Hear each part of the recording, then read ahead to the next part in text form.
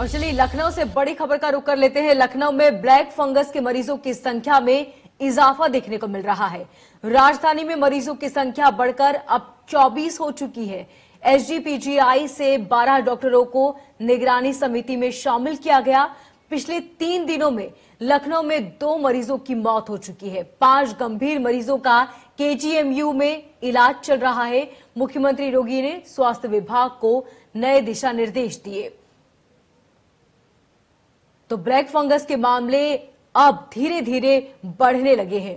आपको बता दें, वातावरण में नमी और लगातार ऑक्सीजन का इस्तेमाल करने से भी ये बीमारी बढ़ रही है। इसके साथ ही कोरोना के साथ ही यदि मरीज को शुगर है, ऐसे में भी उस पर ब्लैक फंगस होने का खतरा बढ़ जाता है।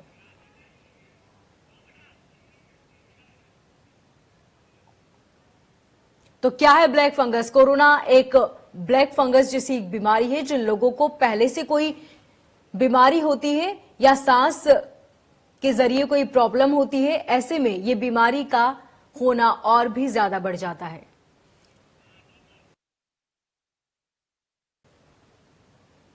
तो आपको बता दें, ब्लैक फंगस के जो मामले हैं वो दिन ब दिन बढ़ते जा रहे हैं। मरीजों की संख्या में इजाफा देखने को मिल रहा है। इस बीमारी के जरिए शरीर का जो भी पार्ट खराब होता है उसे ऑपरेशन करके निकाला जाता है। ऐसे में ये बीमारी सबसे ज्यादा आंखों पर अटैक कर रही है। तो 3 दिनों में लखनऊ में 2 मरीज ब्लैक फंगस के सामने आए। मुख्यमंत्री योगी ने स्वास्थ्य विभाग को निर्देश दिए हैं कि सभी तैयारियां पूरी कर ली जाए मरीजों की संख्या में, क्योंकि लगातार इजाफा देखने को मिल रहा है। राजधानी में मरीजों की संख्या बढ़कर 24 हो चुकी है। ये बड़ी और अहम जानकारी आपको बता रहे हैं। एसजीपीजीआई से 12 डॉक्टरों को निगरानी समिति में शामिल किया गया है, जो निगरानी रखेंगे कि आखिर मरीजों में ब्लैक फंगस के सिम्टम्स दिखाई दे रहे हैं या नहीं। अगर जिन मरीजों में सिम्टम्स दिखाई दिए और वक्त पर इलाज मिल जाता है तो इस बीमारी पर काबू पाया जा सकता है। तो राजधानी में मरीजों की संख्या बढ़कर 24 हो चुकी है।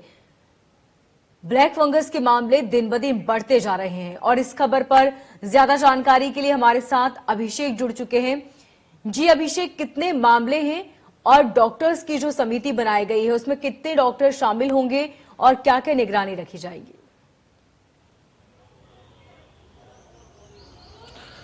देखिए मोनिका, ये ब्लैक फंगस लगातार घातक रूप ले रहा है। लखनऊ ही नहीं, पूरे उत्तर प्रदेश में जो आंकड़े हैं ये लगातार बढ़ रहे हैं। ये एक शासन के लिए बड़ी चुनौती साबित होगा, क्योंकि कोरोना महामारी के दौरान यदि इस प्रकार का ब्लैक फंगस का पैर फैलाना तेजी से फैल रहा है, पैर तो जाहिर सी बात है ये बड़े संकेत दे रहा है। कहीं न कहीं इसमें जो मौतों की बात करें, वो प्रदेशों में मौतें बढ़ी हैं। लखनऊ की आपने जिक्र किया है, तो लखनऊ की कहानी ये है कि यहाँ पे शुरुआत में 8 मरीज पाए गए थे और आज के हालात ये है कि लखनऊ में 24 मरीज हो गए हैं, जिसमें कि 5 गंभीर स्थिति पे हैं। इनमें सबसे ज्यादा उपचार लेने वाले जो मरीज हैं वो मेडिकल कॉलेज में हैं।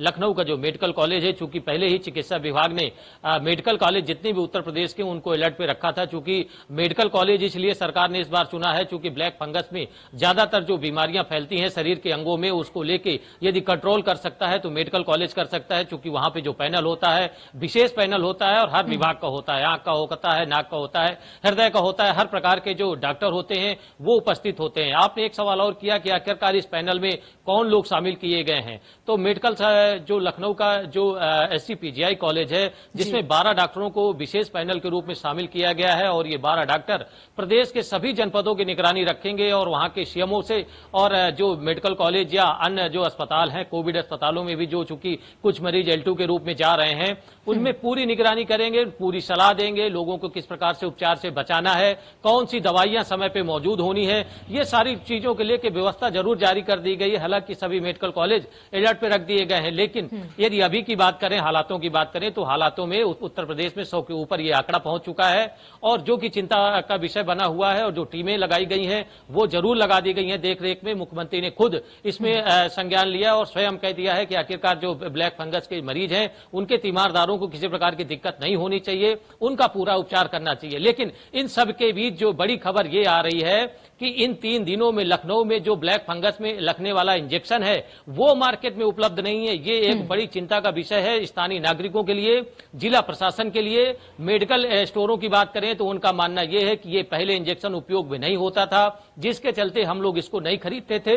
अब ये मार्केट में उपलब्ध नहीं है और उसकी भी कालाबाजारी होने लगी। यदि कहीं मिल भी रहा है तो 5,000 का इंजेक्शन 15,000 तक में बिक रहा है। यहाँ कल की बात करें 2 निजी अस्पतालों में ब्लैक फंगस के मरीज भर्ती रहे, उनको पूरे लखनऊ में कई जनपदों में वो इंजेक्शन नहीं मिला और जिसके कारण कहीं में कहीं लोगों की मौतें हो रही हैं। ये कहीं में कहीं सरकार के कान में बात जानी चाहिए और इस प्रकार की जो दवाइयों में कालाबाजारी हो रही है उनमें रोक लगना बहुत जरूरी है। मोनिका जी बिल्कुल, अहम मुद्दा उठाया आपने अभिषेक। यदि दवाइयां मेडिकल पर उपलब्ध होगी तो इस बीमारी से बचा जा सकता है। तमाम जानकारी के लिए बहुत शुक्रिया। बढ़ते हैं अगली बड़ी खबर।